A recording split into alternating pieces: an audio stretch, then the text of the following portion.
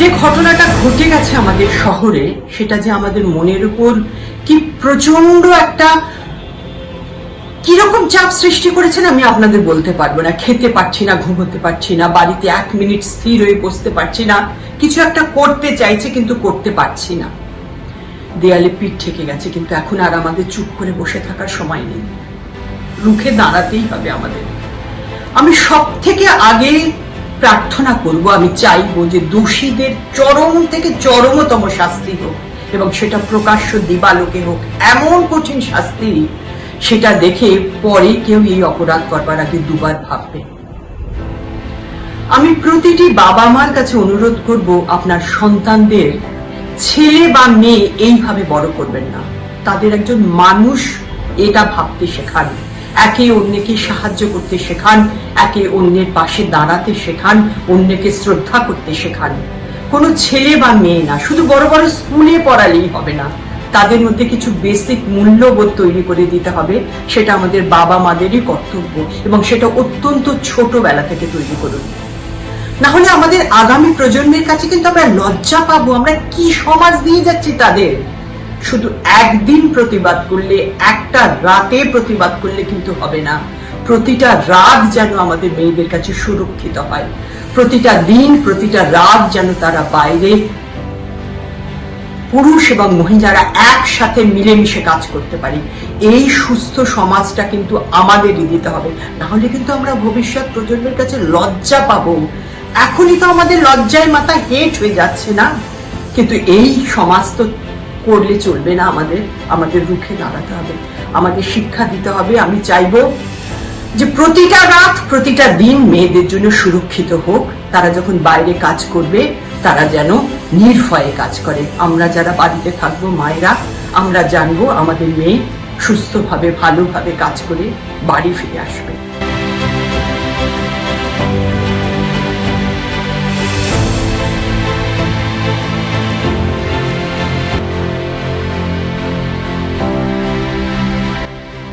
যে একজন নারী এবং একটি মেয়ের মা হিসেবে আমার মনে হয় এই পরিস্থিতিকে শক্ত হাতে মোকাবিলা করা উচিত। সবাই গর্জে উঠুন একসাথে, হাতে হাত রেখে অপরাধীকে দৃষ্টান্তমূলক শাস্তি দেওয়া হোক, এবং মেয়েদের সেফটি ও সিকিউরিটির বিষয়ে আরও জোরদার নজরদারি করা হোক।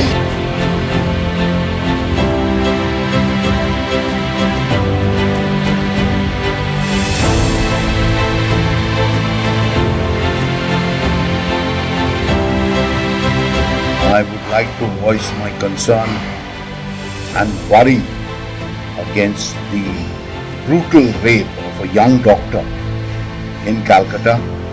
We need to stand united against such ghastly crimes in our society and appeal for the most brutal punishment to the perpetrator of such a ghastly crime.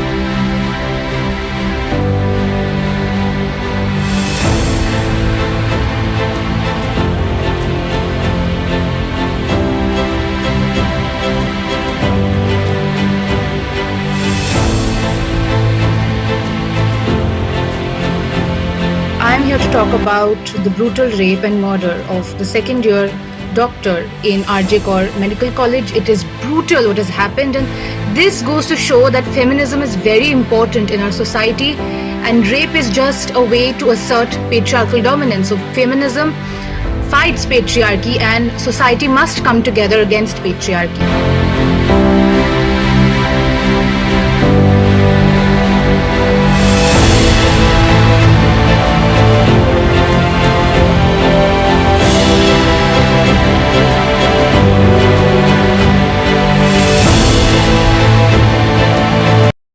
The recent incidents at RJ Kaur Hospital have left us saddened, desolate, but angry and also demanding justice.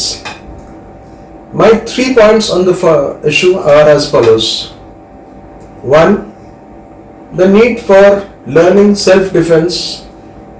2. To make speedy justice the norm. 3.